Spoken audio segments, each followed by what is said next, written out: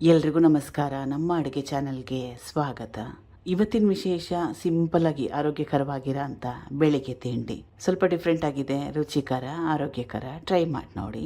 ಇದನ್ನ ನೆನೆಸಿಟ್ಕೊಂಡಿರೋ ತೊಗರಿ ಬೇಳೆ ಸಣ್ಣ ಬಟ್ಲಲ್ಲಿ 1 ಬಟ್ಲಷ್ಟು, ಕಡಲೆಬೇಳೆ ಇದು ಕೂಡ ಸಣ್ಣ ಬಟ್ಲಲ್ಲಿ 1 ಬಟ್ಲಷ್ಟು, ಅರ್ಧ ಬಟ್ಲಷ್ಟು ಸಬ್ಬಕ್ಕಿ, 1 ಟೇಬಲ್ ಸ್ಪೂನಷ್ಟು ಧನಿಯಾ, ಒಣಮೆಣಸಿನ್ಕಾಯಿ ಸುಮಾರು 3 ಇಂದ 4 2 ಅವರಿಗೆ ಮುಂಚೆ ನೆನೆ ಹಾಕಿದ್ದೆ. ಕಡಲೆಬೇಳೆ, ತೊಗರಿಬೇಳೆ, ಸಬ್ಬಕ್ಕಿ ಎಲ್ಲ ಚೆನ್ನಾಗಿ ನೆಂದಿದೆ.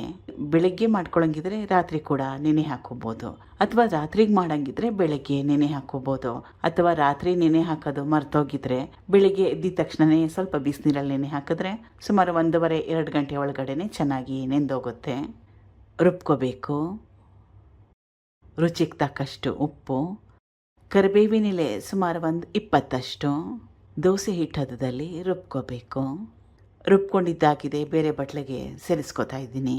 ಇದನ್ನು ತಕ್ಷಣ ಕೂಡ ಮಾಡ್ಕೋಬೋದು, ಅಥವಾ ಸುಮಾರು 1-2 ಗಂಟೆ ಹಿಟ್ಟನ್ನ ಹುಳಿ ಬರೆಸ್ಕೊಂಡು ಕೂಡ ಮಾಡ್ಕೋಬೋದು.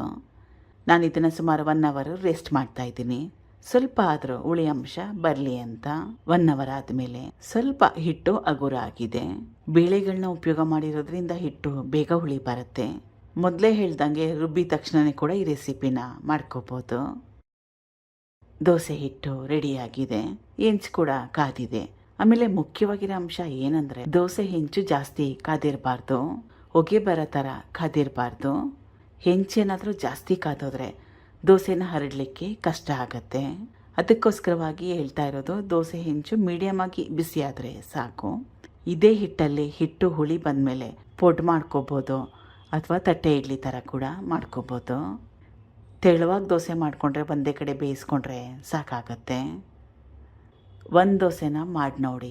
ದೋಸೆ ಏನಾದರೂ ಕಿತ್ತೋದ್ರೆ ಮನೇಲಿ ಅಕ್ಕಿ ಹಿಟ್ಟು ಅಥವಾ ರವೆ ಏನಾದರೂ, ಸಣ್ಣ ರವೆ ಏನಾದರೂ ಇದ್ದರೆ ಸ್ವಲ್ಪ ಹಾಕ್ಕೊಂಡು ಚೆನ್ನಾಗಿ ಕಲಿಸ್ಕೊಂಡು ಆಮೇಲೆ ದೋಸೆ ಮಾಡ್ಕೊಳ್ಳಿ, ಚೆನ್ನಾಗಿ ಬಂದೇ ಬರುತ್ತೆ.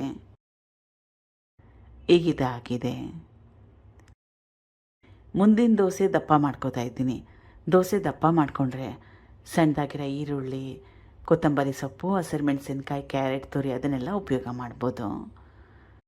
ದಪ್ಪ ಮಾಡಿಕೊಂಡ್ರೆ 2 ಕಡೆ ಚೆನ್ನಾಗಿ ಬೇಯಿಸ್ಕೋಬೇಕು. ಈಗ ಇದು ಕೂಡ ಆಗಿದೆ. ಮಿಕ್ಕಿರೋ ಹಿಟ್ಟಿಗೆ ಸೇಮ್ ಪ್ರೊಸೆಸ್ನ ಫಾಲೋ ಮಾಡಿ.